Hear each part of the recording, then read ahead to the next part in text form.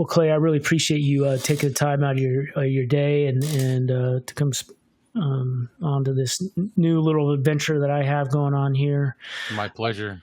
Yeah, and I really want to connect with people that are putting their heart and soul into this platform. And I came across your channel and I really liked what you were saying, and it resonated with me. We're in the same age group, and Yeah. I really liked what just your visuals and just what you were doing with what you had, and the audience that you were speaking to. I like that common man mentality, and one of the things that I always want to ask people when I come across their channel, what were they thinking when they first uploaded that first video? What was the motivation? And I mean, the funny thing is my original YouTube channel. Now I have several, but like some of them I haven't even like made them anything. They're just a storage facility, basically. My original one, which is now the Clay Allen Review, I just started it because I've always made videos and they're so big, the files are hard to send, and I wanted to send them to my mom or send them to my wife or whoever, and for friends, and go, hey, look at this video I made, it's funny. And I couldn't because they were too big. So I started uploading them to YouTube, and then I could just send everybody a link. And I was like, oh, this is perfect. And the more I kept doing that, the more things just kept progressing. And then it was like last year, I guess, when I fell into this whole doing this. Like, I've got the Clay Allen Review. I don't know if you know the other one, the Clay Allen Chronicles. That I never planned on doing a channel like that, but I like that one the best. That one, I don't script it. I don't sit down and write tons of information. I get a thought, and the faster I can get to my studio and record something about it, the better I am, because it's all right off the rip. It's all, unscripted. And I don't want to be scripted, because I'm a big supporter of like authenticity and being genuine. And that's what I do. And that channel was formed because of one video that I made, and this small little clique that I've been kind of led into, that I'm so proud to be part of. They all suggested, this is what you need to do. So that's what I did. yeah, very cool.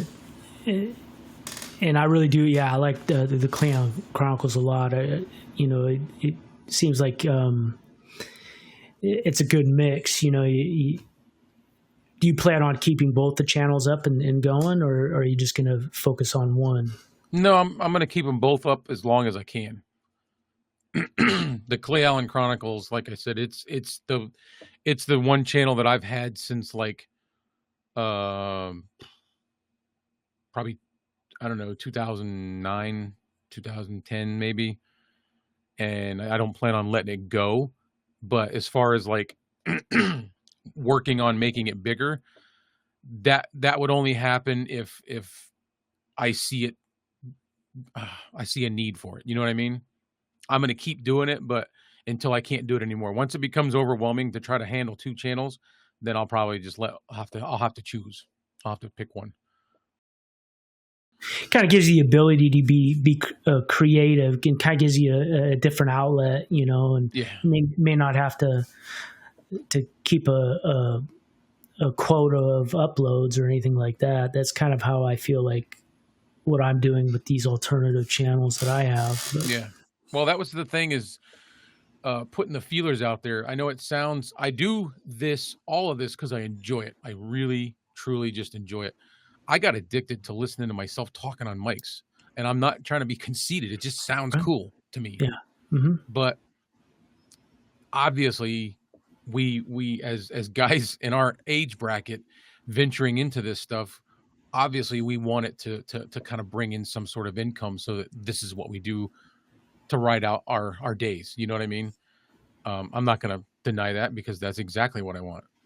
But I'm not looking to get rich. I just want to do what I enjoy doing and be able to do what I enjoy doing and still buy a loaf of bread. That's interesting you say that. I've had a hard time reckoning with that in my own head. and saying it out loud felt like I was betraying myself or saying something that was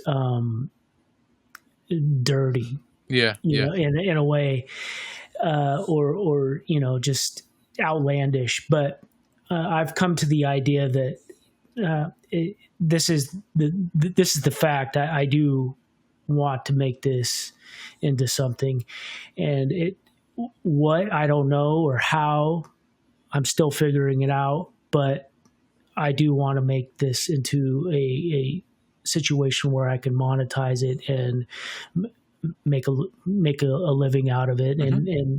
and build a business, not just on YouTube but outside of it as well. So That's yeah. same. I want to be able to generate an income, doing what I enjoy doing. The hardest challenge I think for that is going to be, um, not letting it turn into a job, because we all hated having our job. You know what I mean? Not all of us, but like you and I, we probably didn't like our job. We like doing the things that we enjoy, the things that we're interested in. So you've got to keep that balance where it doesn't become something that you dread doing. I gotta go sit at the studio and I gotta do this, I gotta do that. You know what I mean? I wanna try to keep it to I get to do it, not I have to do it. Right, and that's something that I've noticed with a lot of YouTubers, that they kind of pigeonhole themselves with um, sponsorships and things of that nature, where they're beholden to maybe an entity that they're not really passionate about. So I've really tried to figure out how I would manage through that. So I enjoy watching them try to manage that sort of thing, and try to figure out how I would do that. Yeah. Do you ever do that? Do you ever watch some of those larger channels and see how they're Well, I see. So amongst the larger channels, I see those that are just doing it for money, that are just doing it and not able to balance, so that instead of trying to balance, they just pick a side, They just do. And I've always had a hard I've never had favorites. You know what I mean? So it's really tough for me to pick a side, which is probably stereotypically, especially the generation that me and you come from, that's not good. They're like, well, you can't do that. You have to choose a side. You have to pick something. Do I? You know, why? Because you told me to? Because you said it? I don't know. That's just where. And then I've seen other channels that are navigating it pretty well. There's a guy that's really big. I know he generates income from it, but he still has another job, and he tells everybody he doesn't do this for an income. I don't know if you've heard of Podcastage, Andrew. Yeah, I didn't know he had another job.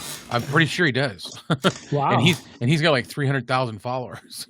Yeah, yeah. You know, And he has like two other channels, I think, that he's yeah, he's got created. his podcast, and he's got like gear review stuff that he does, Yeah, and yeah. it's all just stuff that he enjoys doing. He's another one of those people similar to Tom Buck. I've never reached out to him, but the clique that I'm a part of has, and they all say he's another one of those guys that if you've got a question, if you need answers, send him an email and he's going to answer you. You know, Hmm. he's going to let you know. Yeah, that's interesting. Yeah, it is one of those things where you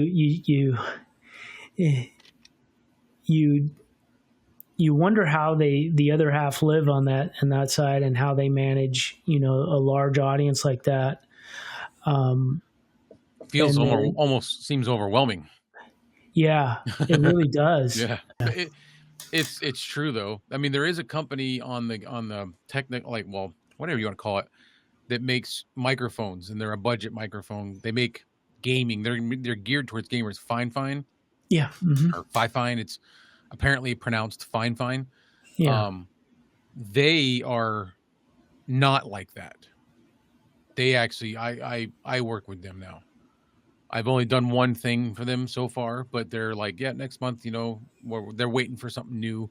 And but they don't look at, they do want to see certain numbers, but you don't have to be 500,000 subs, you know.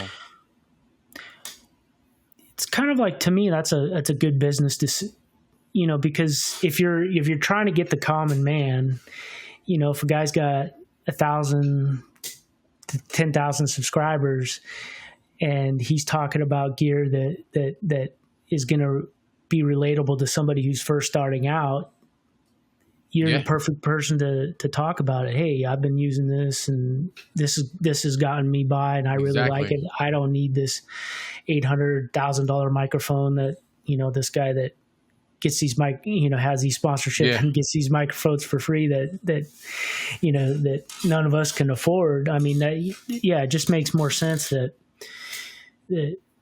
that they go about it that way. yeah. It's a good business decision, They're and really yeah. good about it. They're very good about it. They Yeah. do a lot more than just that. Like there's people that are getting like, I guess you could call it sponsorship, where they'll provide a giveaway for somebody's show. You know what I mean? And they can completely bypass you, and they're like, Listen, just have whoever wins the giveaway contact us directly, and we'll set them up." And it's like, that's so awesome. Like, you know what I mean? And they're gearing it towards the little people, the people that want to do this stuff that don't have buckets of money. What are some of the things that when you first started uploading that really kind of inspired you to keep going, and like, oh man, this is like fun and just and almost addicting? What was that? Being able to be creative and do the things that I find enjoyable, and then getting a response. First of all, we all love endorphins. You know what I mean? So when you make something and then you actually get people responding to it saying, "Hey, thanks for making this. I was really confused about this and you helped me figure it out," or "That was entertaining. I thought this and this part was funny." Those those little things feel good, and you get that rush of endorphins where you're like, So I think that was it. And then it progressed even further, because I always liked doing things to show somebody something. I'll give you a good example. When I first started using streaming platforms, my first choice was Riverside, and they were having all kinds of technical issues, and it eventually drove me away. But during the time that I was using them, I would start finding workarounds or solutions to some of these problems, and I joined a bunch of Facebook groups with Riverside, and I started every time I saw somebody with a question, I would try to figure it out. I would make a video on how to do it, and then I would post it on those groups. So that was another thing that I enjoyed, was seeing people get relief or get an answer solved, a question answered, and telling me, "Dude, thanks. Like you made this video and that was perfect. Now I'm all set. I appreciate it." And that felt good to me. So I guess helping other people.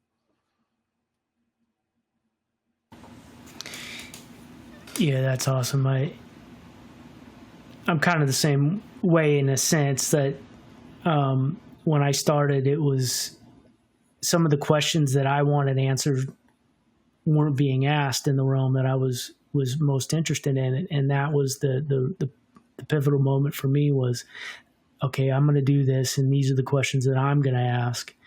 And I think that's what really lit the fire under me was that. Hmm. And yeah, so and ever since, it's been just like a passion that I can't. It's just not burnt out for me at all.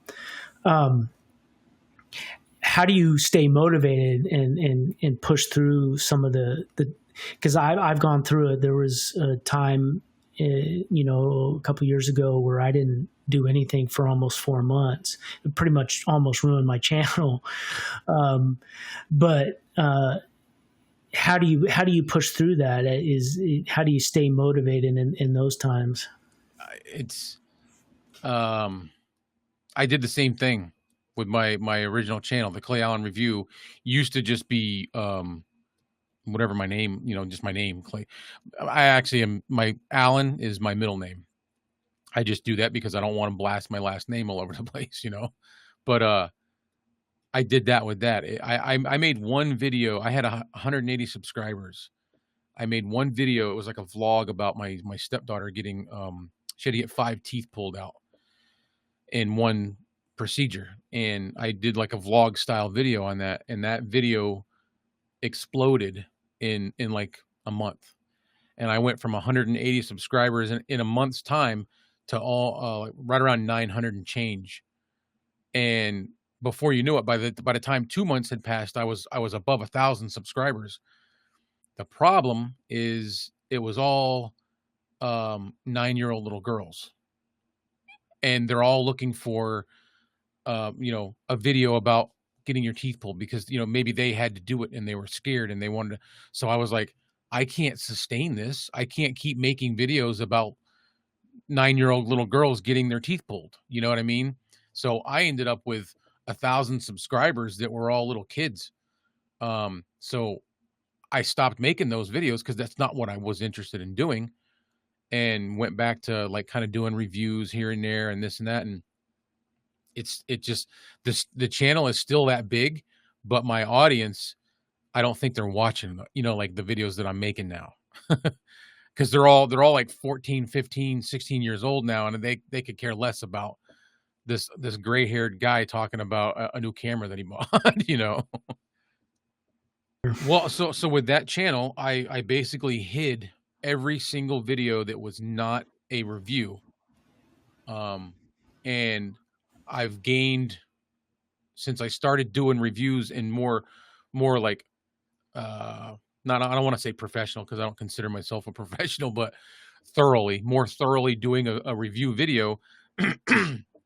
I've gained probably, I don't know, 40 or 50 subscribers since I did that, which I only started doing that like a few months ago, tops. So that's what I did. I just kind of started focusing on that one thing and keeping it solid as that one thing. And it's slowly starting to grow now. I mean, it's already grown beyond 1,000 subs, but I don't have the watch time. I don't have none of that, but I'm slowly gaining traction with it. Yeah. I started in 2018, and I really rode the wave of Facebook. Yeah. And that was kind of the thing for me, was I was able to build my YouTube following off of Facebook, I think. And now you can't do that. Yeah. You'll build it on Facebook. Yeah. And now I don't get any reach on Facebook hardly. That's pretty much dead for me. And then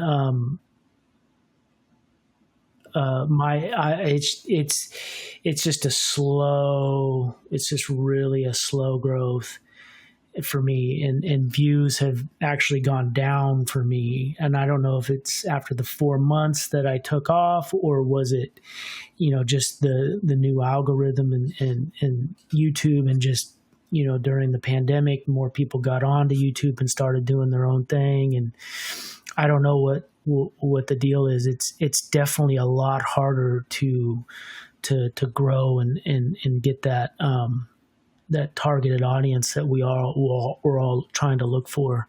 Yeah. In a natural way anyway. So yeah, it's a tough road to hoe, but it could be, yeah. Well, I'm sticking to it. And yeah, well, that's the thing, is just keep going. Yeah. You might do it. And this is all information that obviously I'm not a big channel. Neither of my channels are. I'm not monetized on anything, but all I see consistently is people telling me, keep going. Just do it. Just do it. Don't hesitate. Don't sit there and think, oh, this isn't good enough. Put out the videos that aren't good enough. You're going to get better. And if you don't put them out, you don't learn how to do it better. You know what I mean? So, and that's what I'm going to just keep doing. Just keep plugging away. my personal opinion is that just from watching your channel and other channels like yours, and even channels like yours that have, 50,000, Right. 100,000. Yeah, I think you're just one or two videos away from, Being where they are. Yeah. yeah, I really do. I think you guys, for sure. So yeah, you just gotta stick with it. When, who knows? It's just going to be that one Could thing be that, 5 years from now. I don't know. yeah, no, That's where but the whole goal of doing it because you enjoy it first, yeah, and secondly because of income, that at least you're still enjoying it, yeah. That's funny. Just to go back a little bit, you were talking about how you liked hearing your voice on the Yeah. microphone Yeah. phones.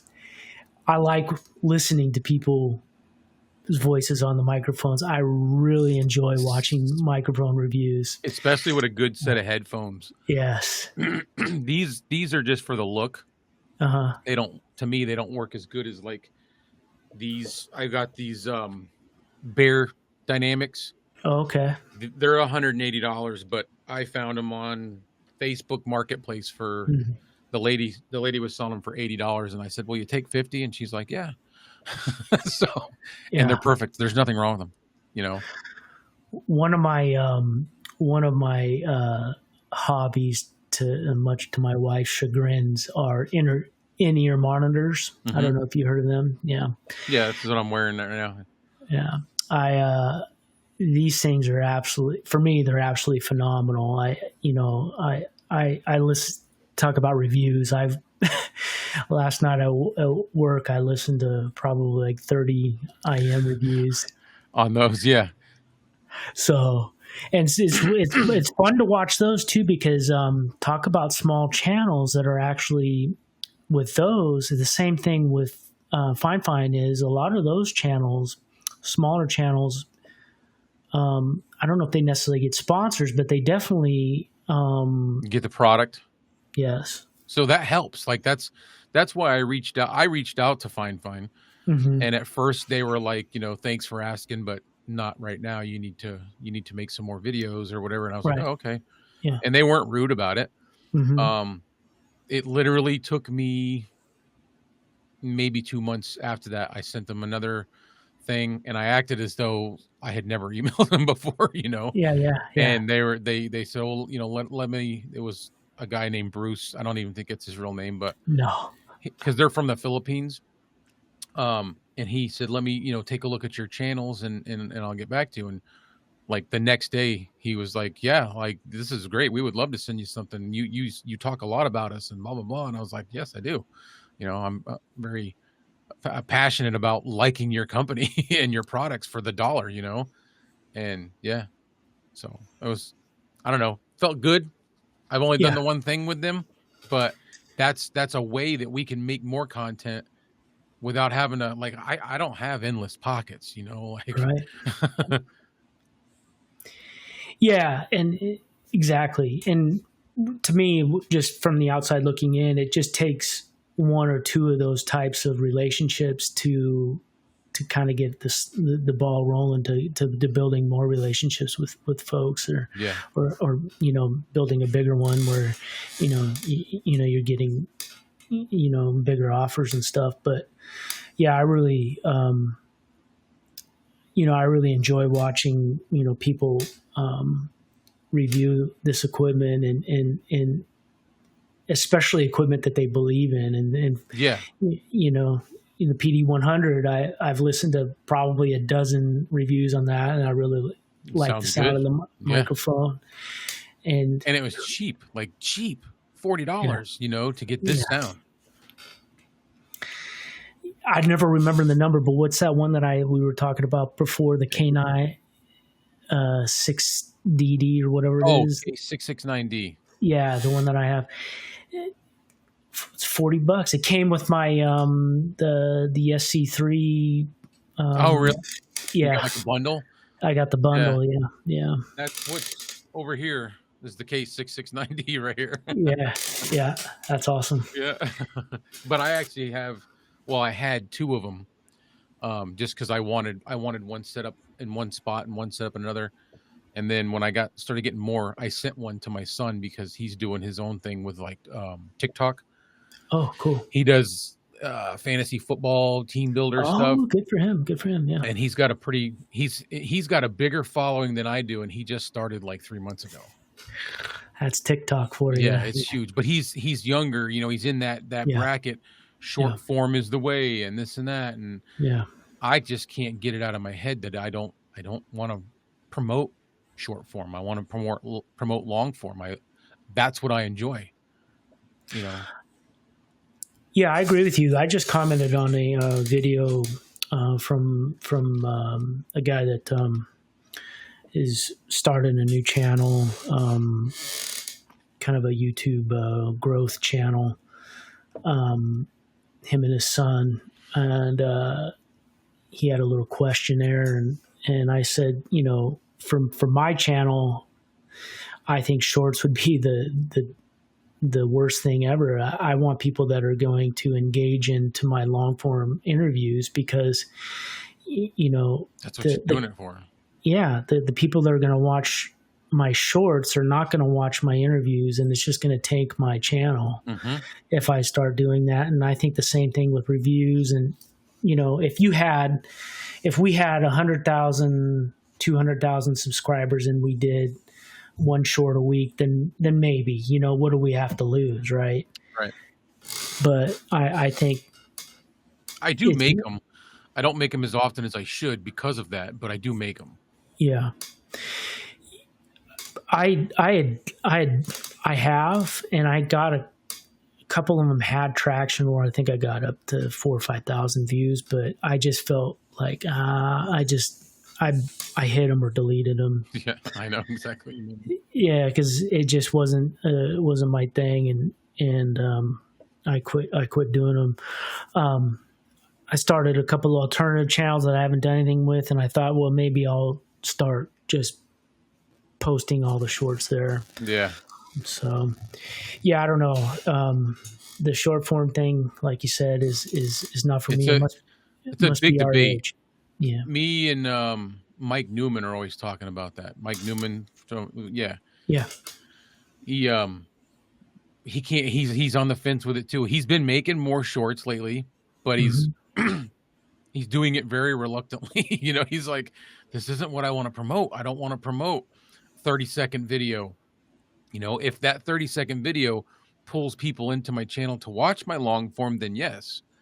But what he saw happening at one point was his short form was taken off, and his channel was getting neglected. Like nobody was watching the channel; they were just watching the shorts on TikTok or whatever, and that was it. It was short lived. Yeah, that's what I fear. Yeah, it's just the two different audiences that I'm looking for. You know, I want your critical thinker and people with this channel, my original channel too. Yeah. So, but there are other thoughts that I have on the alternative channels I have that I feel like I can maybe play around a little bit and not worry about, the consequences and see where it goes from there. Yeah. I see the validity in it. Even though I'm not really a huge fan of it. My wife actually does better on TikTok than I do. So. Oh, with real estate? Yeah, she does. Yeah. That's kind of a big thing in this area too. It must be everywhere. I know a few realtors and I see all their shorts. They post them locally, like on Facebook groups, for the area. And it's a thing. Like there's a one realtor that I work with. I used to do, anytime she had a shoot that she needed done for a listing that was like a rush, she would have me do it. And I would make, easy, cheap money. I wasn't getting rich, but I'd go out there, for $150 and spend 20 minutes and give her some pictures, and she was happy with it. And I also do other stuff, like whenever she's doing events in town, because she's on like all the town committees. She's like, hey, can you come out to this restaurant and catch some clips of everybody doing this and this and throw it together and make it? I'm like, yeah, sure. So I do that for her, and I see all these local things. There's actually a real estate duo. It's a husband and wife duo that the guy went to school for video editing, video production, and they make the coolest real estate videos. Oh yeah. And they actually buy cakes from my wife has a cake business out of the house, and they come here quite often and buy cakes for birthdays, whatever. And every time they're here, I'm like, dude, I love your videos, you know? And he's like, oh, thanks. You know, he's like, I'm like, they're so like, they're perfect, you know? So they're just real estate videos, but I like watching those because I see the production value, Right. you know? Yeah, for sure. Yeah, I've been paying attention a lot to that kind of stuff too, like people's editing skills and Hmm. just their transitions and all of that sort of thing. Like, where did you learn that? My YouTube. yeah, right. Yeah. Everything I know, anything I know about photography, Yeah. videography, um, doing podcasting, editing, and Hmm. filming it, the lighting is all I learned from watching YouTube channels. Yeah. No, I've learned a lot from YouTube as well. I mean, it's crazy. That's the YouTube I love and enjoy, and Yeah. I hope sticks around. And that's the hard part is I wanted to say this earlier. I don't mean to mess you up there, No, but no, no, go for it. there's a lot of people making educational content, but they're only giving you like a little piece. And then here it comes that you can buy my course for this much and this much and join my webinar and you know for $199. And I'm like, oh, yep, you lost me because I can't do that. You know, so there's only once in a while that I find somebody, and I get it. Capitalize on what you know how to do. I'm not criticizing that. What I'm saying is I love the part of YouTube where they're not doing that. They're just showing you. They're just going, "Hey, this is what I did. You can do this too." And Yeah, that's what I like being a part of. I do too. And one of the things that you touched upon a thing that I've thought about is like I do believe in the free market and everything like that. I really do. I think it's important, but there comes a point where I think looking at the bigger picture and the long game is more important. And the micro transactions where, you know, let's say you get $1,020 transactions instead of $200 transactions, which is better? And so these outrageous courses that really, you know, what do they really amount to? I mean, that, Right. you Like know, you're going to spend that money and yeah, how much traction are you going to gain from it?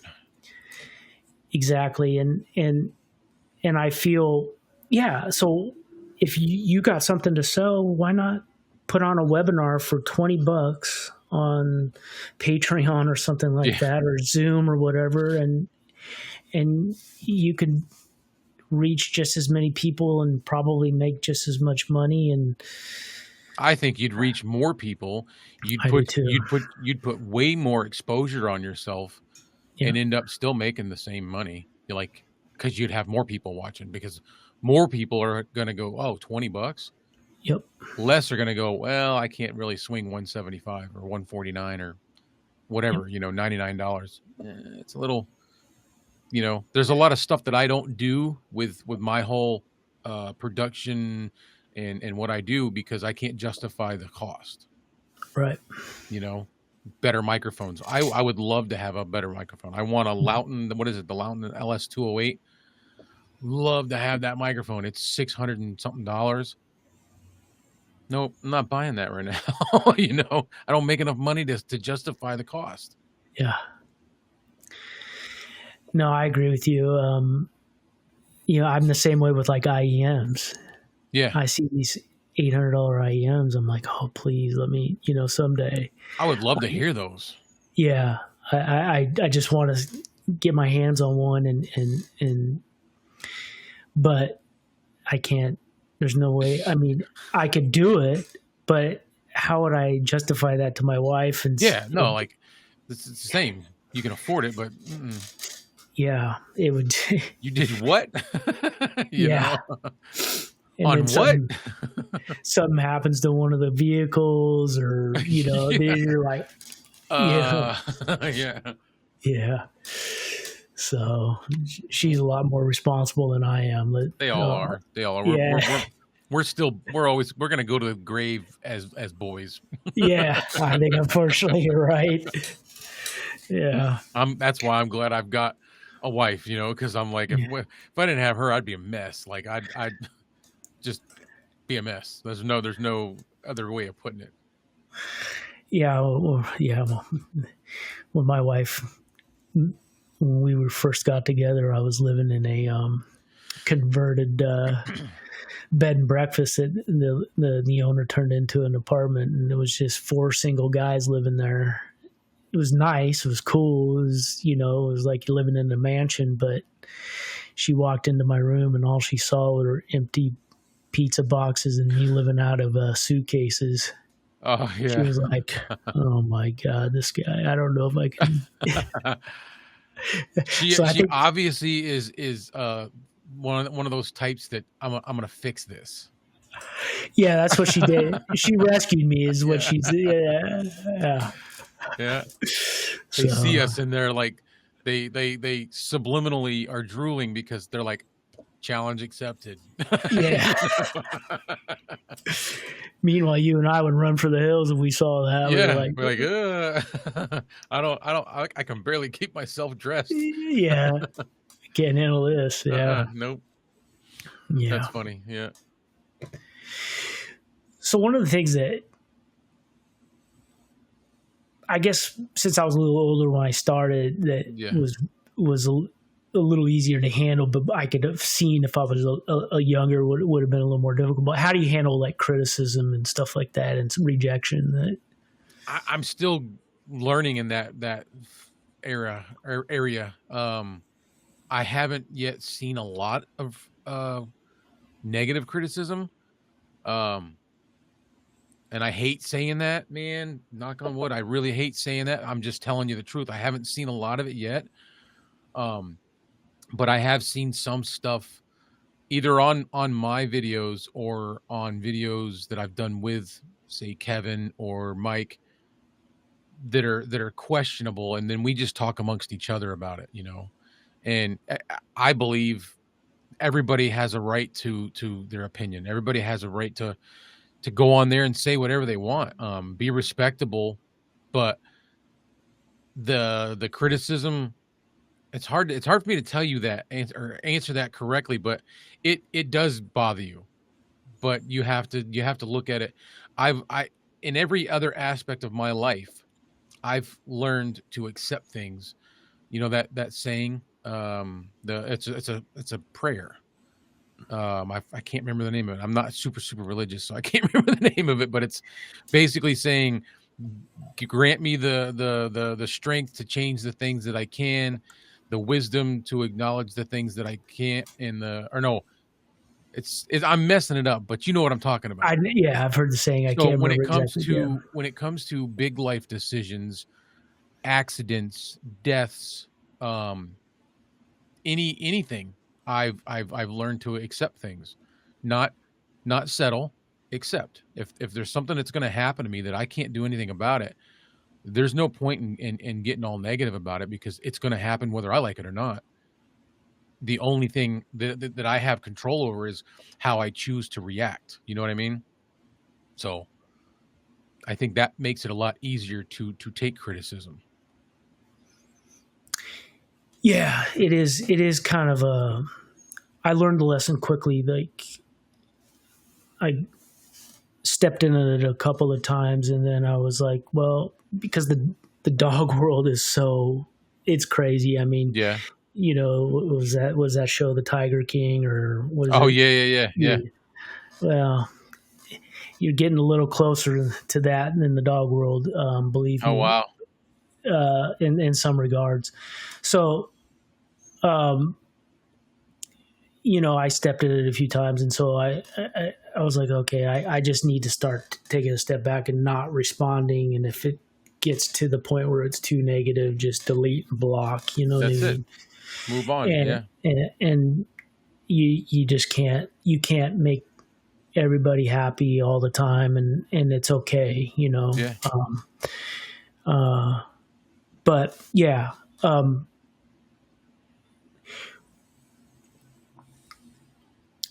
I've never been good at taking criticism or rejection. I can honestly say, but the older I get, the easier it is to be able to handle Yeah. it. So yeah, The wisdom's kicking in. yeah, for You know, sure. Yeah. So no, sometimes you take it as an insult, yeah, and it's not. yeah, You know. yeah, and yeah, right, and that's a good outlook. Sometimes you just kind of got to take a deep breath and take a step back and say, well, maybe they got a point, or let me reevaluate. Let me try Reflect. to, Yeah. yeah, yeah, Definitely. yeah. Talk about like when we kind of in our little text exchange, we kind of talked about it. This is something that I have a really hard time with. Is just balancing, responsibilities at home and time with my wife and family. Because this is a strong pull. I want to spend a lot of time with this. I love my family and I want to spend time with them too. But this is such a passion, and I want it to grow. I wanted to get to the point where I can I can be better at it, and so I can manage my time better. But I don't feel like I'm able to at this point to not pay as much attention as I want to at it. How do you manage that feeling and that drive to do this and still be a good family man? Currently, what I do is, and I don't know that I've got it perfected per se. Um, but I know. So my wife, I mentioned, I don't know if I mentioned earlier, she's a workaholic. So there's not a whole lot of time that we get together because she's always working. And she's got her own side business doing the cakes. She's got a full-time job at an assisted living facility where she does pastries and desserts for them. She has a part-time job at a veterinary clinic. She does that one 2 nights a week, and she does it on days that she works the early morning shift at the assisted living. She'll come home, take a nap, then go into the vet and work the evening, and that's Monday and Tuesday. So there's not a lot of time for us. So I know on the evenings that she doesn't have to work, because sometimes she works mornings, sometimes she works evenings when it comes to the assisted living. I know that the evenings that she's home, we've got about a 2-hour block where I can hang out with her. We can have dinner. She's going to watch some TV, and I will sit and she knows this openly. So it's not like I'm saying something that she's going to see this down the road and go, "What did you say?" I could care less about the stuff she's watching on TV. I will sit there and watch it. I will spend the 2 hours with her. The minute she goes to bed, she'll go to hand me the remote, and I'm like, "No, just turn it off because I'm going to my studio." And that's it. So as soon as she's gone to bed, I race right up here and I'll sit up here until I can't keep my head up anymore. And then I'll accomplish whatever I can accomplish at that moment.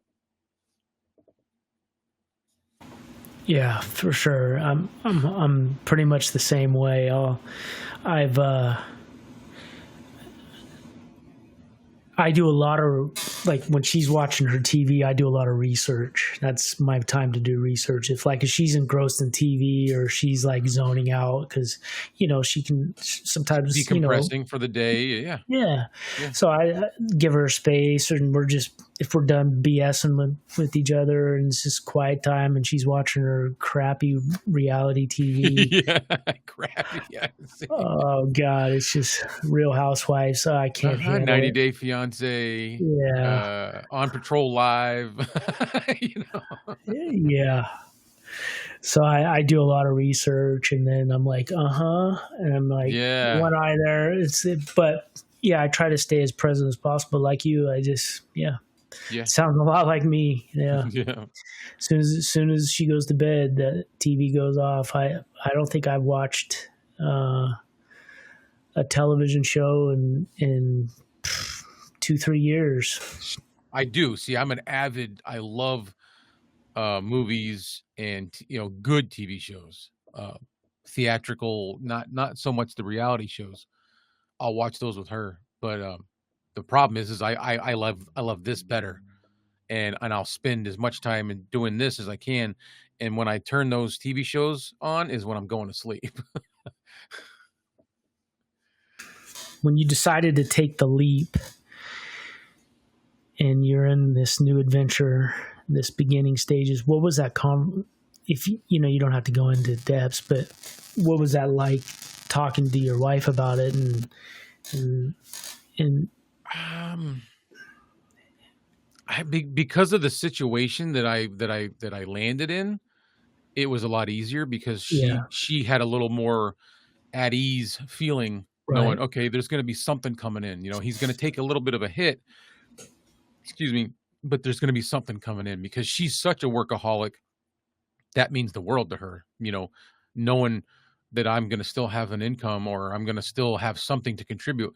But she is, like, we have our ups and downs, a lot of them, but she is such a supporter of me doing what I want to do or doing what I enjoy that I never really get a problem from her at all.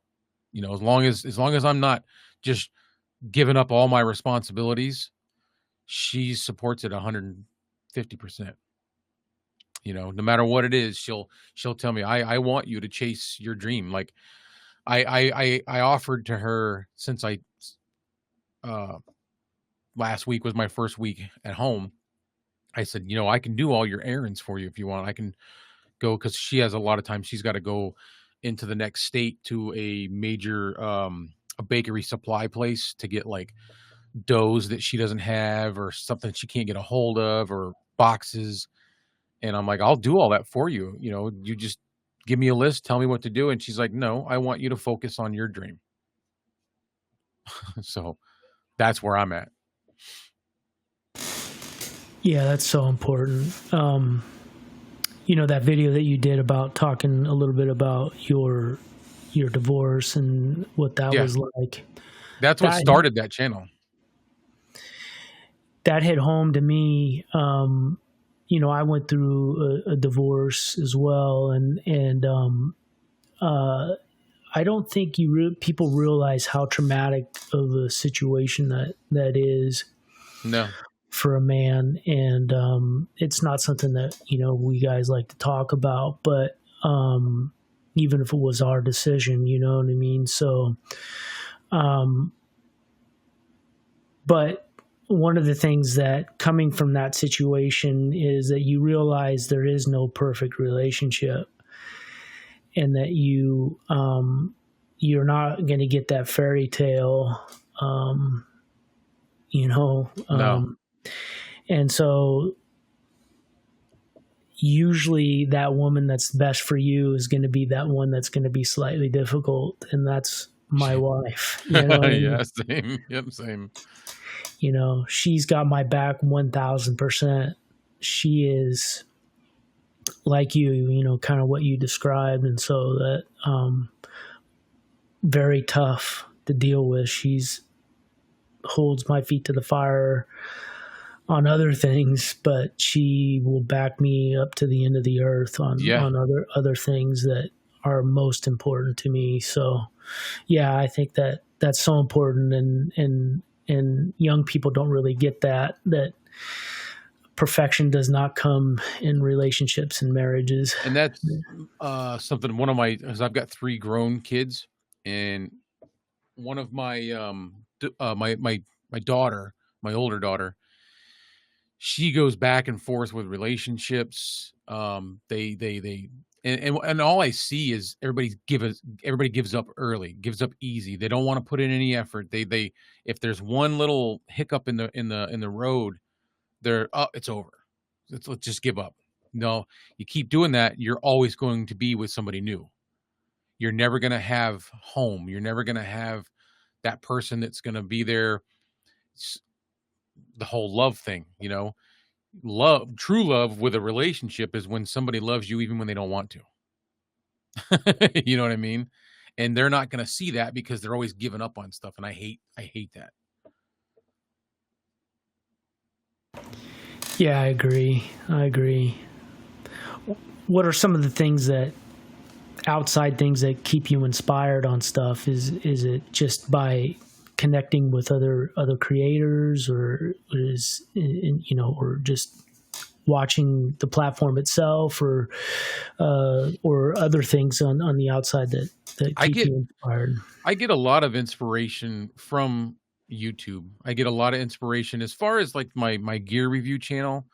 I get a lot of inspiration from the people that I'm in this little clique with.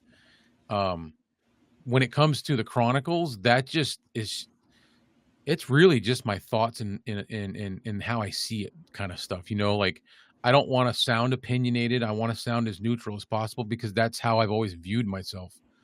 I'm a Libra. I don't know if you go into that much, and Libras are the scales, like, and that's just kind of, I've always been the middle guy. I've always been the peacekeeper. I've always been the, I don't want to disagree or agree with anybody too much because I want to kind of keep everybody happy, and that's what that channel is just me voicing my opinion on how I see things, not expecting anybody to agree with me, just letting them know that if they think anything like me, they're not alone. There's other people that are just like that, and this is how I go through it. This is how I get through it.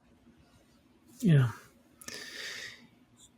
Yeah, I'm kind of the same way. I do feel I do get inspiration from watching other creators, especially in areas where maybe I'm not trying to pursue, but I have an interest in, like you guys do with the gear reviews and that sort of stuff.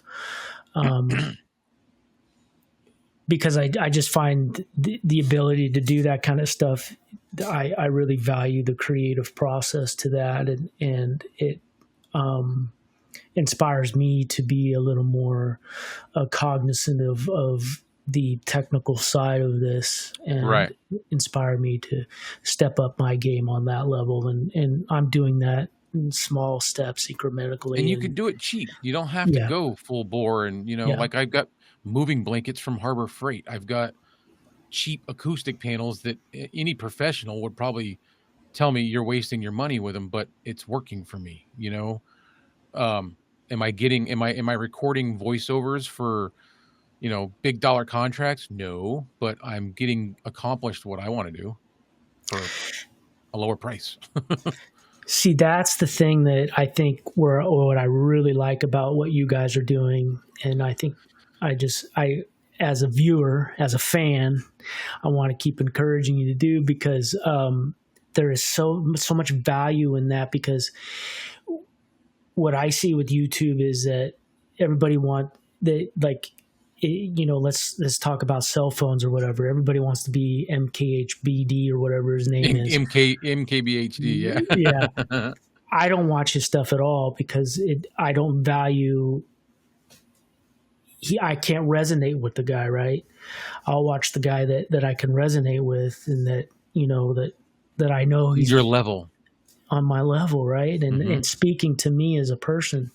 So when you're in, he's got his own studio. I want to talk to the guy that's in his bedroom that had to create his own little soundproof area that like you. I mean, you're not trying to create what Hollywood built or what studios built. You're creating what YouTube built, and YouTube built the in-home studio. Yeah, the do-it-yourselfers. The DIY. I grew up listening to underground music. Hardcore, East Coast hardcore. I don't know if you know anything about that kind of music, but I grew up listening to that stuff, and it was all DIY. Yeah, in their basements or in their in their garage. Yeah, paying for their own CDs and cassette tapes and selling them outside in the trunks of their cars and stuff. And so, yeah, I value that. And you're building, you're showing people how to build what they need, not Mm-hmm. something that they don't need, and that Yeah. they should never like even try to strive for, because it's not realistic. Yeah. I mean, you want to strive for that stuff. Do it when you get to that point. That's Yeah. fine, you know. But until then, you can do this stuff, and you don't have to have a ton of money. I mean, now collectively, because I've got this addiction, I've probably got more money into it than I should, but it's all been like little tiny pieces at a time. You Yeah. know, no big chunks at once. Just, oh, there's a mic for $40. I'm gonna get that. Or I've got a mic coming soon that I'm gonna do a review on that was $13. It's a handheld mic by Behringer. Oh Um, yeah, you got that one, huh? yeah, it's like the The- SL. I can't even think of the name of it, but it was $13, and there was like a coupon, and I think I ended up paying like 11 something. Yeah, I was gonna do it. I was gonna pull the trigger, but I didn't. I did it right away, but the problem is I ordered it like I ordered it through Amazon because the guy Yeah. that I saw had a link for Amazon, so I followed his link, you know, Uh, to patron him, and that was like 3 or 4 weeks ago. I'm still waiting for it to come in. yeah. Yeah. They were back ordered, and then Yeah. it was supposed to arrive yesterday, and then it updated to arriving to Tuesday, and I'm like, Yeah. you know, I just want to play around with it and see how it sounds. I've heard good things about it. Like, well, I've seen reviews, and it does sound really good. So Yeah. I'm I mean, looking I'm not forward a to that. handheld mic person, but Yeah. it sounded nice, and I'm again addicted to this sound. Yeah. Bring it on for $13. Hell yeah, you know. Yeah. I've been actually looking for. I was gonna buy it, but by the time I was like I was gonna pull the trigger, it was already off the list. Oh yeah. Yeah. Yeah. Yeah. No, I got a hold of it. It's taking its sweet time getting here. Yeah. Well, that's awesome. Yeah. Yeah. I look forward to that. Do you have any ideas of starting an outside revenue stream of YouTube, but using YouTube to leverage it, or is it you're just trying to figure it all out? It's gonna be tough for me to. I want to. I want to try to use YouTube to help boost what I do, but I don't know yet if I'm going to be able to do that on my own channels or if it's going to be through this. There's a thing I mentioned that we launched something in January, Mm-hmm. so I'm part of a small group. There's a marketer, there's a photographer, I'm the video person, and then there's a guy that's basically he's financing everything. It's his idea. He asked us to join in on it. He already currently owns a business in town.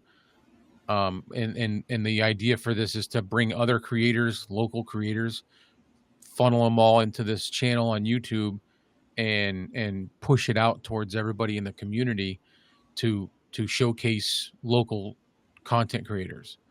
So I might have to use that to try to boost it, because I like what I'm going to be doing outside of this stuff is doing videos for other people, Mhm. commercials. Right. If a business wants a documentary style, 5-minute long or 3-minute long thing about their business, I'm going to do that.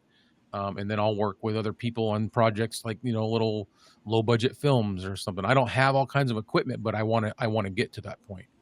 Mhm. So I don't know if I can use my channels to do that or if I'm going to have to use this other thing. You know what I mean? Right. So I'm not really sure. Right. We kind of talked a little bit about where maybe some of the passion came from, but talk about what your jobs were when you were growing up, and where do you think that spark happened?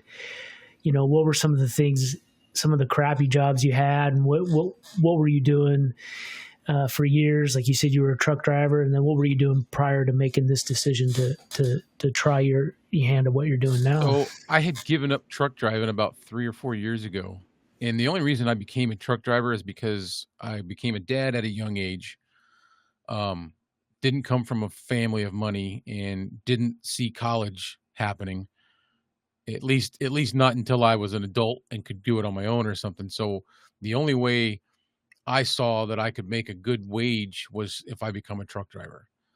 My ex-father-in-law was a truck driver, and he kind of had some influence on that, taught me how to drive, and that's what started the whole truck driving thing. And then once I got into it, I it's like selling drugs. You just get stuck on the money, and you don't have to like what you're doing. It pays the bills and it pays it well. So I just kept doing it, and I never had any accidents. I was a good driver. I picked up on all that stuff like easy. It's funny how sometimes the things that you're really good at you don't like, but you're good at it, so you do it. You know what I mean? But about 4 years ago, I had found out I had a tumor on my kidney, so I had cancer, and that even though I was very lucky, they removed the tumor. No, I didn't go through chemo, nothing. When somebody tells you you have cancer, it changes your whole outlook on how you think about everything, and you start going, especially when I knew I was going to be okay. I said, I'm not going to keep doing things the way I've been doing them because it was never what I wanted. And I just had a close call, like that could have been that could have been it. So that changed my idea of thinking how I'm going to make money or how I'm going to do things. So I gave up the CDL thing, and I was working local at a rock quarry running a scale. So I still was in the trucking industry, watching trucks come in and out all day long.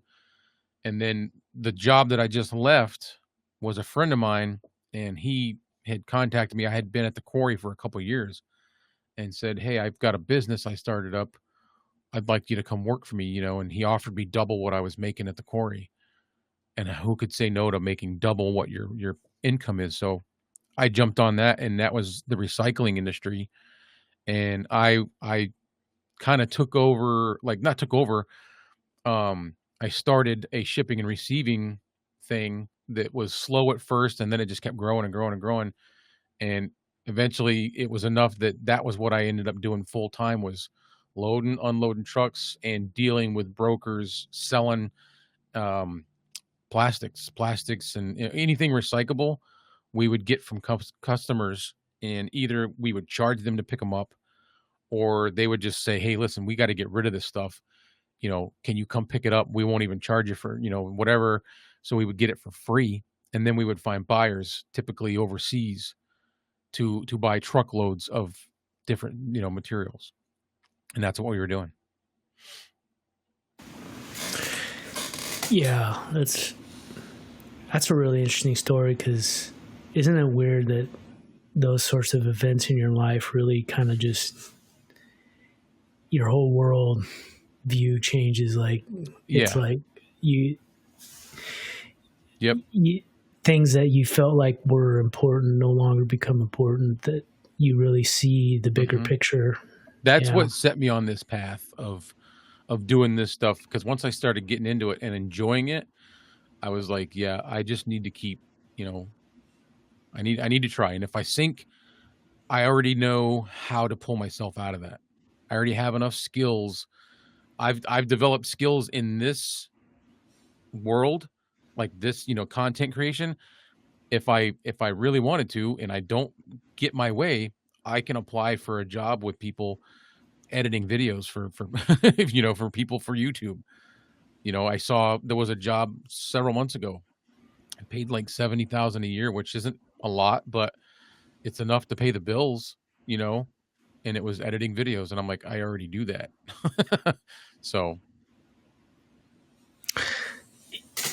Yeah, I mean, that's another thing that I've been thinking about too. You bring up a good point. You could literally like have a dozen revenue streams in this kind of field, that if you had to, you know what I mean? I mhm. know it's not ideal, but if you have, if you can build on the skills that you have with the cameras and the editing, and yeah, and the sky's the limit, you Yeah. know? Yeah. I mean, it's just proving the point that I feel comfortable and confident that I can try to pursue what I'm pursuing, but I know that if I do start to fail, I've acquired skills throughout my entire adult life that I'll find something. I'll go back to something, you know. Yeah. Yeah, that's very cool. Talk about the editing side of it. I'm interested. I'm not very good at the edit. I mean, I'm rudimentary at it. I get by. What platform do you use, and why? Because I have this computer that I have, this laptop, when he asked me what I wanted for specs, I told him, and he got it with it's got Final Cut built into it. So now I'm using Final Cut. When I first started editing videos, I was using like Power Director. Hmm. It's by Cyber something. I can't think of the name now, but Power Director was really good. And the only reason I knew about that was because a buddy of mine was using it. So I went from that to DaVinci Resolve, the free version. Self-taught, watched YouTube videos on how to use it, how to edit, how to do whatever. And then I ended up getting an iPad, and on the iPad, I was able to download. I paid $30 for this app, but it's worth its weight in gold. And it's called LumaFusion.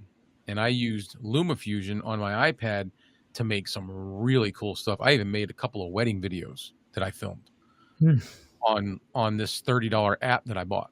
You know what I mean? And it was just a one-time fee, and I had a lifetime use of it. And you could add on extras. You could get like sound effects and music from a website called Storyblocks. So I did that, which was only like $10 a month. And that's where I started getting really creative and like really learning how to do transitions, and that was all touchscreen based. So you did everything with either your fingers or like a stylus. It wasn't until I bought a gaming computer, like a built gaming computer, because I thought a gaming computer must have the necessary internals to to do editing. No, it doesn't. It doesn't matter how built your gaming computer is.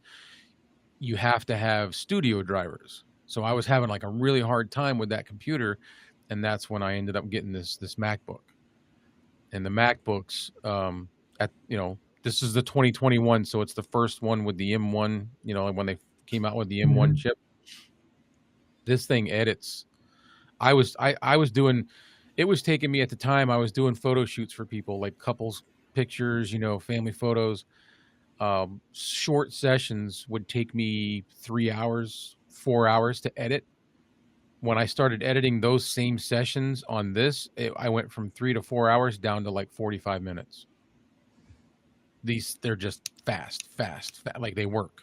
So that's why I'm stuck on this Apple platform. But that's how I ended up using Final Cut, because it came built in, and that's what I use now.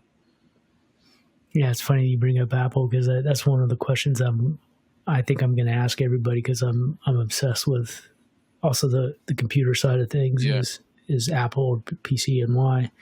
So I can see why everybody likes Macs They over. just run. They just Yeah. And I'm not. I was an Android fan. Like I had a sweatshirt that was a black sweatshirt. You remember Pac-Man? Yeah. Remember the Android guy? Yeah. And the Android guy was Pac-Man, and he was going after all these little apples, like the little ghosts. Yeah. Because I loved Androids. I loved the freedom. I loved how you could customize everything. Yeah. I still to this day love Android, but I got tired of my. It seemed like at a certain point, no matter what I did with that Android, it would start bogging down, and I couldn't do anything. And like it would just freeze up, or I would have to, you got to go and delete some photos. You got to do this. You got to do that.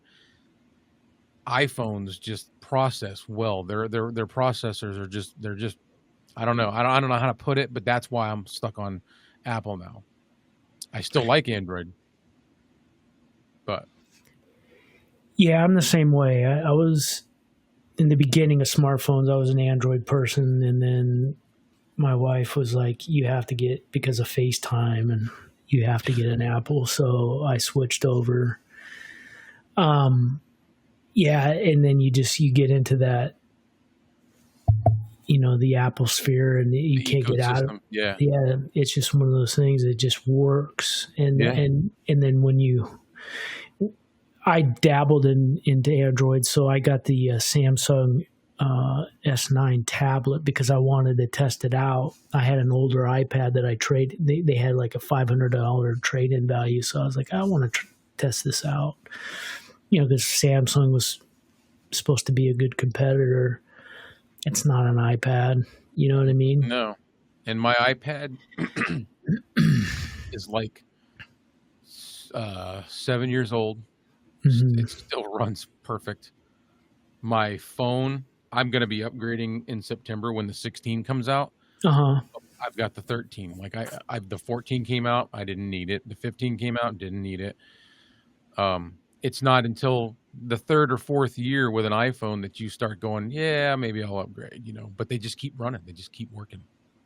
They're efficient. Yeah, I'm the same way. I got a pretty good trade in value, and I go straight through Apple, so I ended up Oh, getting yeah. the 15, so that's why I did it. But yeah, I won't probably get the 6. But yeah, it just runs, and it's just efficient. There are some little things about it, but compared to all the things that I hear about Android, there are things that really interest me, like with this new Pixel phone or. Pixels are good. So Pixels are the processing power of those are very comparable to the iPhones.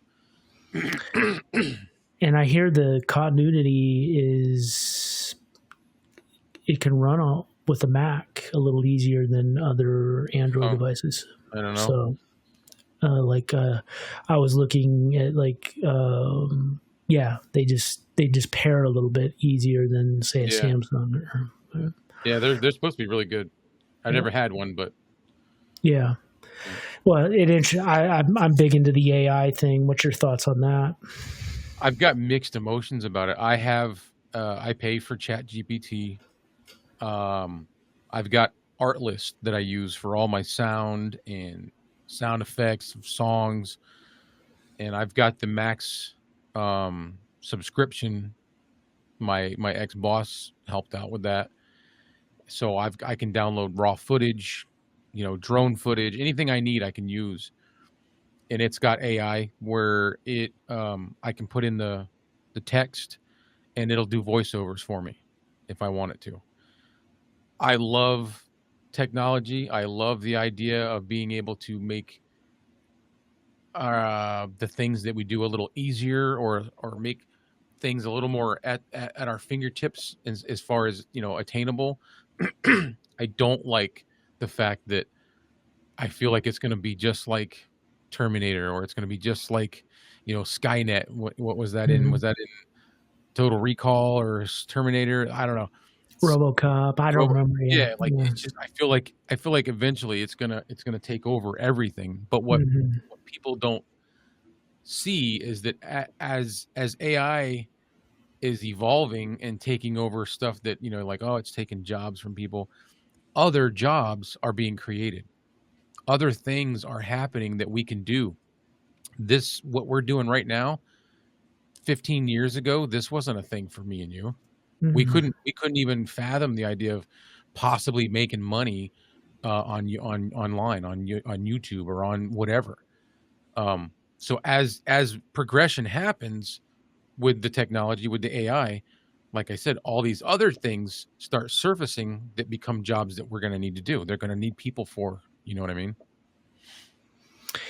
Yeah, I'm the same way. I think I'm cautiously optimistic, and then I, it's one of those things where I'm paying attention to what's going on, and then but I'm not fearful as some people are. Right. The I might have, extremes. you know, maybe 5 years ago, if this was going on, I probably would have been one of the doomsday type of Yeah. people. Oh, they're But coming to get us, Yeah. I understand technology a little more because I've been paying attention and learning more about it, and so yeah, I think there's some downside to it, and that's all comes from the people behind it. But if I think the more knowledge that we have and the more input citizens have, the better holding the tech gods' feet to the fire, than Yeah. to not do the things that we don't want them to do. I'd But say the thing that scares me the most is, like, when you talk about AI and you talk about, like, I'm sure you've seen some of these videos getting surfaced where they're completely AI. There's not even a real human, but it looks like a filmed thing. It yeah, looks like a real person doing something. Um, that part of it scares me because there's a lot of people. There's probably more people that don't know how to recognize that than there are people like myself that do know how to recognize that. And the majority rules, unfortunately. So if the yeah, majority believes that fake video, then that fake video is now true.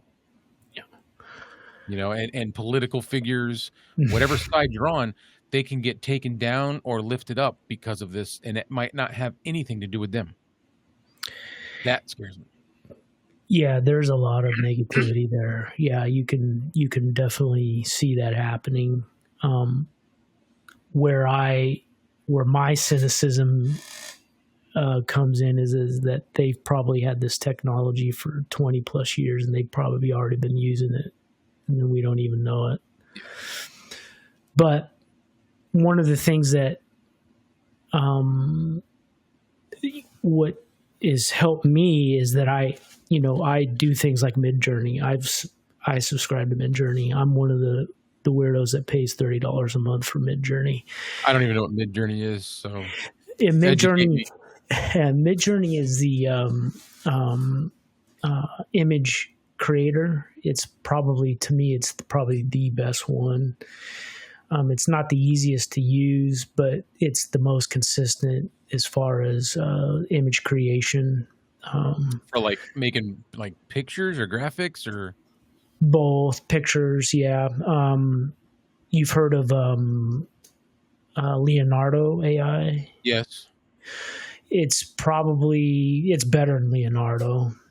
Yeah, Okay. it's yeah. They were probably the first major players. You'll have to Midjourney, text me the name because I might check it out. Like, I, yeah, I love the tools, but I don't want to replace somebody else's creative mind. You know what I mean? yeah, yeah. That's the difficult part. Like, It is I because it makes it I easy for us. I think there's opportunity for other creativity to happen. Hmm. Um, but right, there's a level to it where what are we going to lose? What's going to Right? is it Yeah, going to yeah. replay? Yeah. So no, I get it. I'm torn. I like you. I'm excited by it, but I'm also pretty Cautious. cautious about it. Yeah, Yeah. that's where I'm at. Yeah. Yeah. That's a It's a deep subject. yeah, it That's is. a well. Yeah. Do you subscribe to, say, vidIQ or TubeBuddy, and what is your thoughts on those sorts I of think I am on YouTube? TubeBuddy, but I'm horrible about keeping up with stuff like that. vidIQ, I listen to it. I watch some stuff, but not enough, or not, or I don't even know if enough is the fair word, but not a lot. Um, I don't know, in this YouTube journey. I kind of honestly don't know who to listen to or who to, because there's so many different opinions.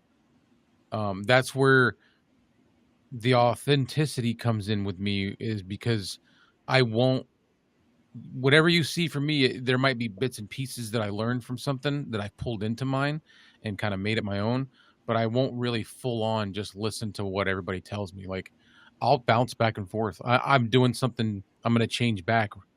But I started doing something, me and Mike, where when I post my videos, I use a different setting down below. Like if you keep going further when you're on the like the this when you're setting up a video, you can go down further and there's a lot more options. Some of Mhm. which I have no clue what they are, but there's one that I've been unchecking a box, and that box is it says that it will primarily push my content out to my subscribers. And so when you post a video, you get, almost instant gratification because your subscribers see it right away. Everybody else, it takes a little more time to get to them. So I started unchecking that so that it wouldn't just focus on my subscribers, and it would kind of broaden and go to more people. What I found is it's so slow, it's almost, you feel like it's damaging. So I might switch back to doing, where it's going to push it to my subscribers, because I'm getting way less views on stuff that I should be getting good views on.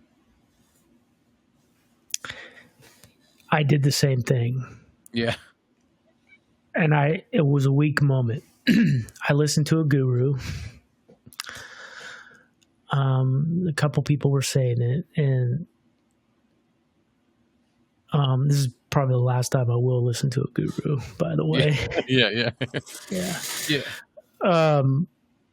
I did the same thing for a video that I know should have done a lot better in the beginning, because it was with somebody that was not only a well-respected individual in a community, but he was also a divisive character, where he was going to bring in the people that maybe not like him were going to watch it because they want to see what he says so they could pick it apart, right? Right.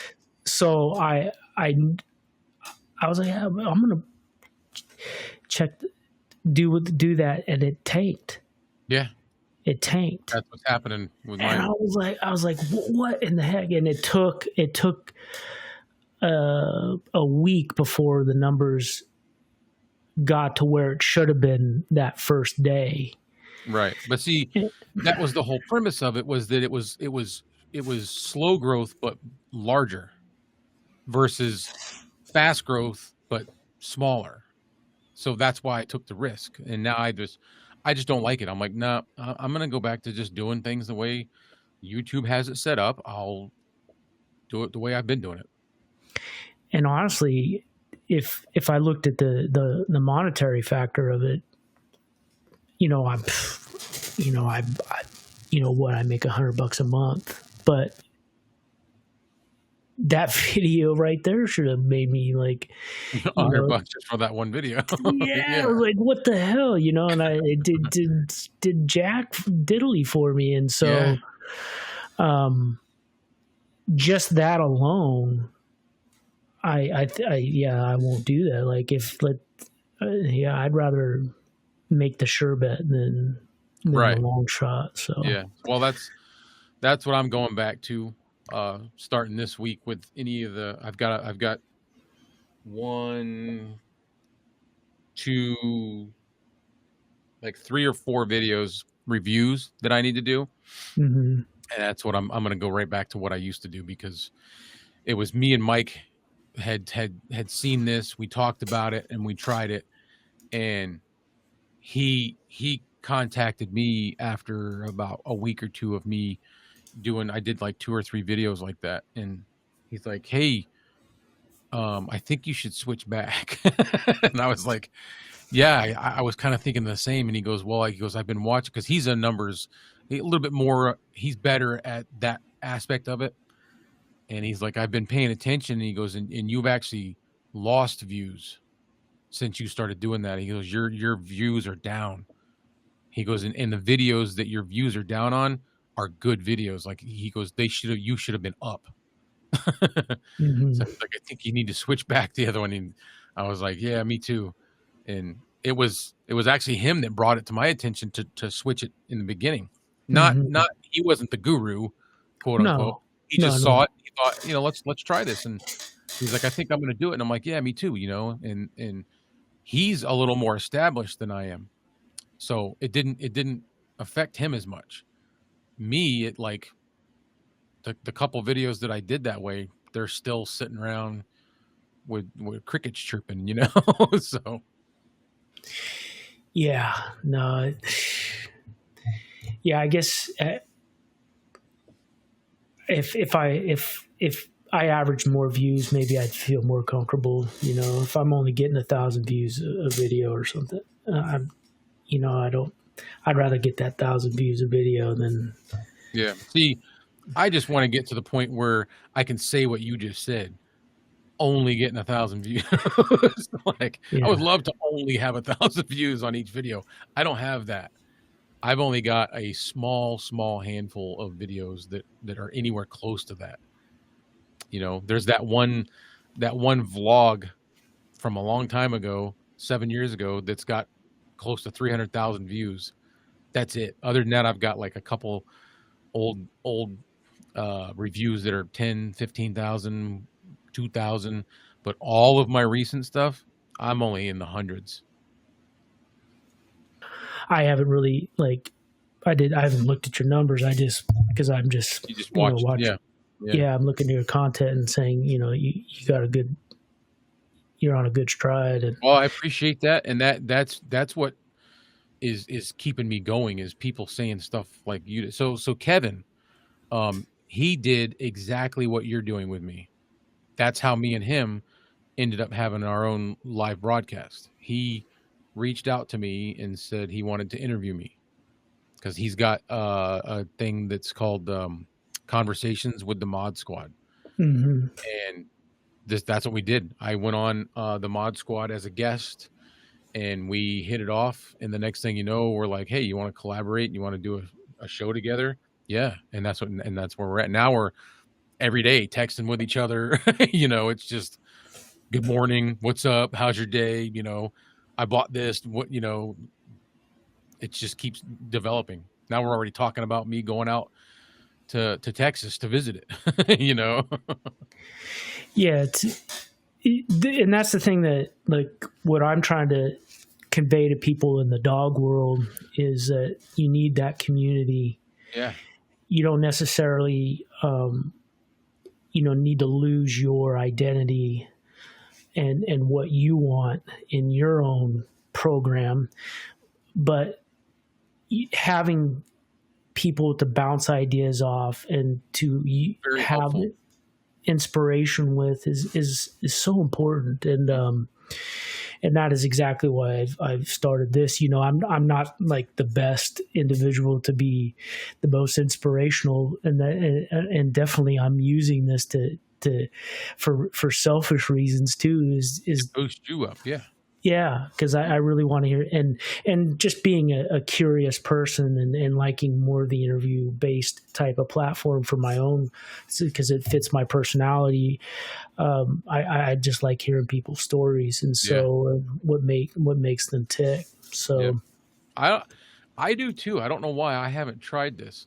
And that was like you were talking earlier about how something that you might have done, you see somebody else do it and they're taking off and you're not. There's a guy that I've subscribed to. I don't want to say his name because I don't want it to sound, or put it this way, if it sounds negative, I don't intend to. I'm just saying it how I feel and how I see it from my perspective. And this guy is his whole niche now has become people over 40 doing videos. And then I saw him talking about it, now knowing that I had already started this. This is what I've been doing, just telling stories, talking about things I've been through. If it was my, being betrayed and cheated on, that was a good topic. Whatever it is, that's what I started doing. And I didn't care that I was not the young buck and, in with the young crowd. I just made my videos.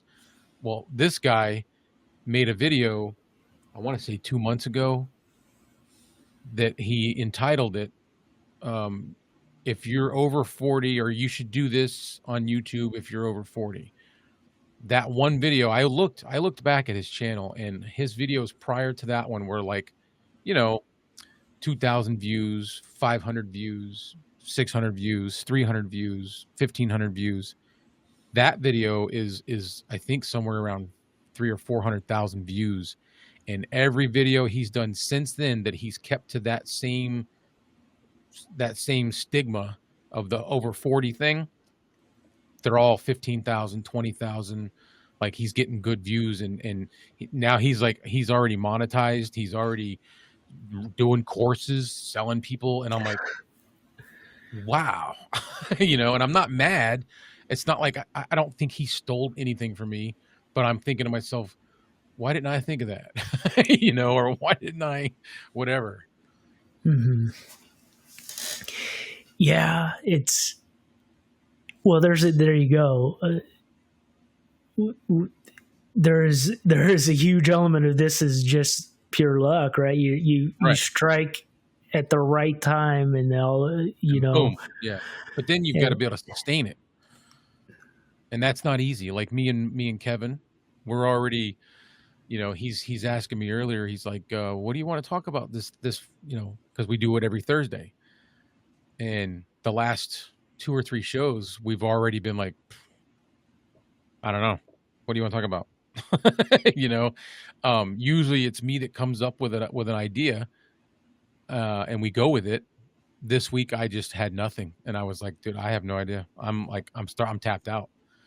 And he's like, well, we could talk about this. I'm like, oh, perfect. There you go.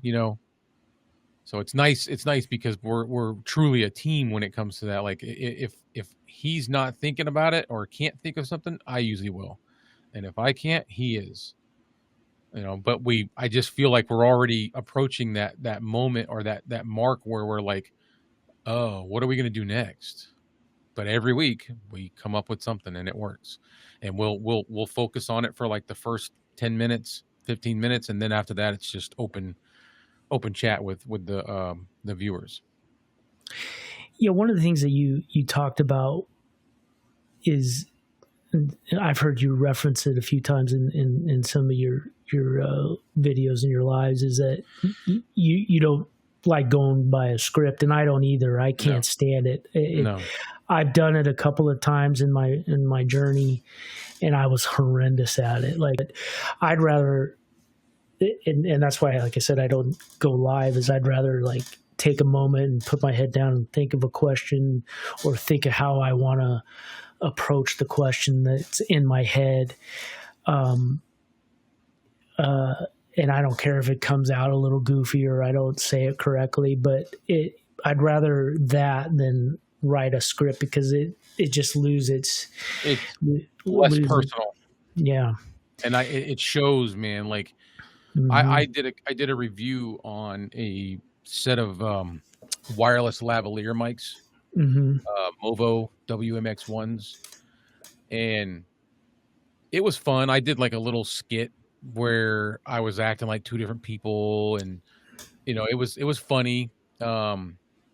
It The video wasn't bad. It was okay, but when I was done with it, and I was like, all right, yeah, that's good, and I did upload it, but every time I've gone back and watched it, it creeps me out, because I'm like, that's not real. It really isn't. Like, I had fun. I had some moments where I came up with some funny stuff that was Mhm. good. I was like, this is cool. But it just wasn't real at all. Like, the whole thing was so fake, and my opinions on the product were real, but whenever I was doing the little skit things and saying everything that I wrote down and memorized, it just felt yucky. I just Mhm. didn't like it. Mhm. So that's where I like the Chronicles channel so much, because I don't I literally when I think of an idea, I don't write much down. I'll sit down, I'll hit record, and I'll just look at the camera and start talking about it. And that's it. There's no rehearsing it, there's no writing stuff. I like that. I like it's like I'm having a conversation with you. Mhm. And that's more real and more free. Yeah, I agree. I totally agree. And that's one of the things that I've had a hard time, like in the beginning, was, um, you know, I like to interview people that don't necessarily have a huge social media footprint all the time, and so they might say yes because they're trying to grow that side of their dog Yeah. business, and they'll ask, "Hey, can you send me the questions ahead of time?" And I'm like, I've done it a couple of times, and that just it falls flat. Hmm. And now, I just say, hey, listen, this if we do it that way, you're going to have canned answers, and it just comes off pretty scripted, and that's the last thing I want to happen. And I said, the good thing is I don't do it live, so you don't have to worry about if you screw up or you say something dumb. I can cut it out, and still doesn't take away from the genuineness of the interview. Yeah, that's what I value the most. I like seeing, like I'll be watching Mike do a video review on something, and he'll stumble on his words. Maybe he'll stutter or he'll say the wrong thing, but he'll leave it in there. And I actually love that. Like that to me, he's connecting with everybody that's watching on a human level. You know what I mean? It's not perfect. He's messed up. He didn't say his words right, or he did whatever. Or where you'll see him cut in and go, you know, I do it sometimes. Future Clay here, editing Clay, because I'll see something that I messed up on, or like misdirected somebody maybe, and I want to fix that. And I don't know, I just love that. That and That's cool. bloopers. Yeah, that's cool you say that, because that's kind of another thing that I'm going to try to get comfortable with in this platform is letting some of the flubs that I have Let them go. go. Yeah. And the only editing that I'm going to do is just a lot of is just taking a bathroom break, or The silence moments. Yeah. The or pauses. Yeah. and then just editing the audio separately, so cutting out some of the unnecessary background noise and stuff on my end. But yeah, I'm just gonna let it free flow as much as possible, so I I can think just get more you'll see comfortable. people like that more. Yeah. I watched this podcast. This woman, she's in Australia. I think she goes by Cat something, and she's like that. Like she's good though. Like she is so good, but it's all right off the rip. It's all completely unrehearsed, but she's good at talking. Like she can do an hour-long podcast completely by herself. And that's where I struggle a little bit, is like I kind of need somebody to bounce off of. This woman, she'll just start spewing it for an hour, 2 hours, and doesn't need anybody to say anything, and she just keeps right on going. Yeah, that's crazy. I admire that. I admire. That's a talent. We'll say under 15,000. Geez, almost all the ones that I really, really look up to are well below that. That's awesome. Yeah, Yeah. everybody. To be honest with you, the ones that I really like the most are under 10,000. Wow. There's Bark from Obscure Mics. Yeah, he's good. Yeah, I mean he's climbing, but I don't think it matters how many he has. He's still going to be Bark. Like he's Yeah. not. He's never going to change. And he's raw, and I love that. Yep. Then there's obviously Kevin's, one that I value, Mike, and Mike is just under 2,000. There's another guy, I don't even know his name, but his channel is called Tech Toys Gamer or Tech Toys Games. I think he's a Spanish guy, and he's under 2,000 subs, and I love watching his stuff. Like it's just, I don't know. And sometimes I have favorites because I learn what to do and what not to do, or I learn what I want to do and what I don't want to do. from them, and I'll keep watching them because I value their opinions and their production value. But I also, all right, he does this, and I'm not really a fan of that. I'm not going to do that. You know what I mean? Yeah, that's an interesting thing you say that, because there's a channel that I absolutely love, and I think the guy should have like 1 million subscribers, and I'm not even lying. But Yeah. I could never do what he does. He's just got a talent. First off, he's a musician, and he seems like a really talented musician on top of that, and I can't even, Right. I can't even do anything. I mean, I'm an idiot when it comes to that stuff. But and then just his he is scripted, but his script writing is so engaging that it's so offbeat, but engaging at the same time. It's he's a Canadian guy, and his channel's the Time Preservation Society. I'm gonna have to look it up. I reached out to him to interview him. He's on this directory for sure, I think. And he reviews microphones that are, not necessarily in our realm. Right. You know what I mean? But I still, I'm still interested in what he does. And what's great, one of the funny things that he does is he will write a song for each microphone. and he just, his intros are fantastic. His outros are funny. I mean, he's just a real interesting dude. And it's just him in his basement. And, right. He seems pretty humble on top of that, and obviously he did respond to my email, so he's obviously approachable. Right. So check his. But I couldn't do it. It's not my style. It's not my personality. So there's other channels like that I will definitely. What is it again? The Time Preservation Society. I'm actually just going on my phone and putting it in so I can look it up. Though I don't do it. I just stick to what I'm good at, which is simple. And then I'm finding there's a lot of people that's what they want. They want simple, or they don't want all the frills. They just want something that goes right to the point. No, I agree with you. Totally. I utilize Midjourney. Yeah. I'm obsessed with it, so I utilize it for some of my logos. But I try not to overthink it, because the more I like we were talking about analytics and stuff, the more I overthink the analytics side of it, the less I achieve, it seems like. Yeah, because you're spending so much time doing all that digging and analyzing that you're losing all your steam. Yeah. Yep.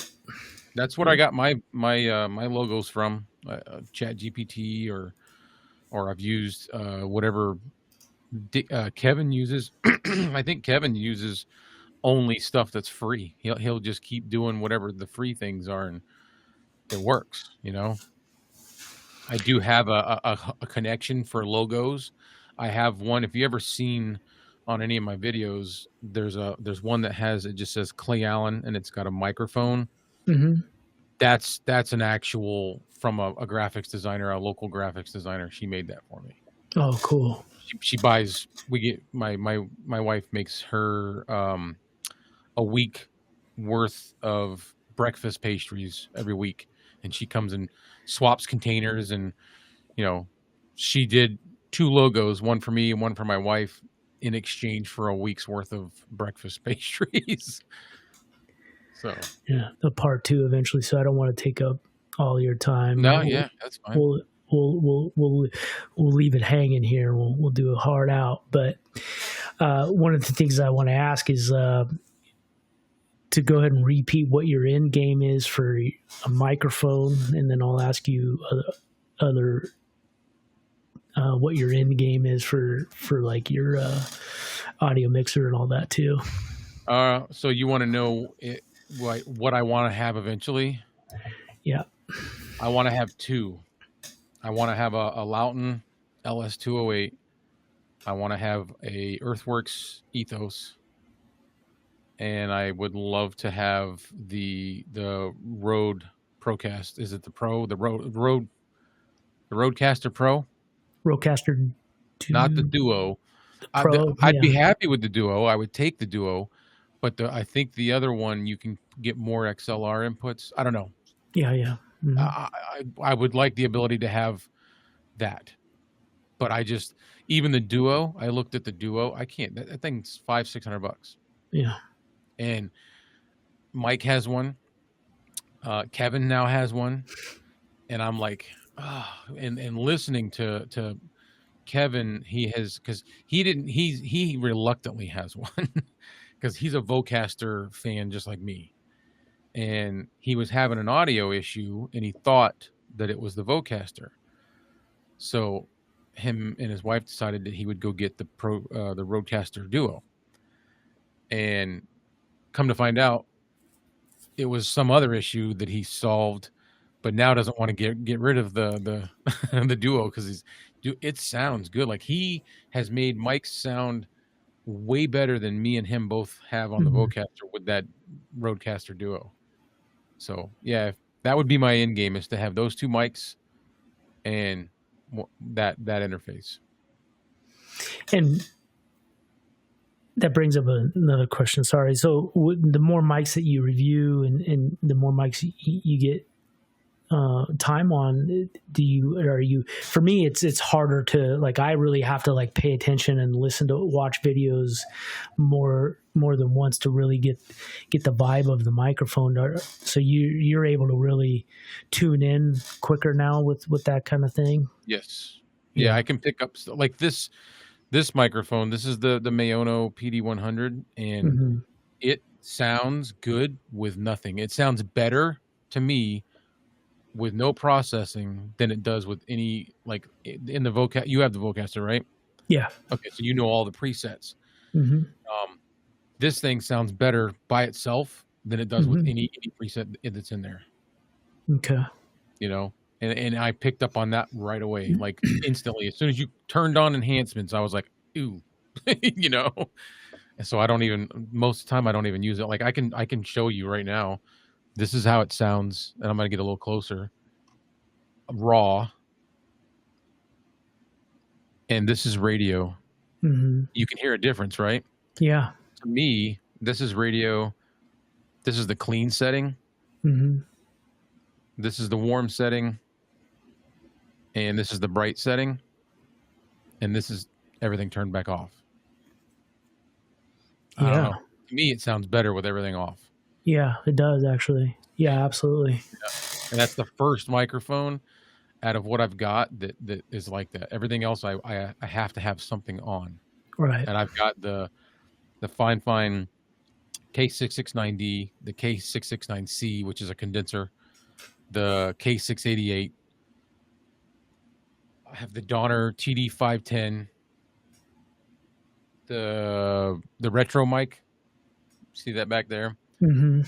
What else? There's more. I thought there was another one. But out of all of those, this is the only one that I don't have to put anything on.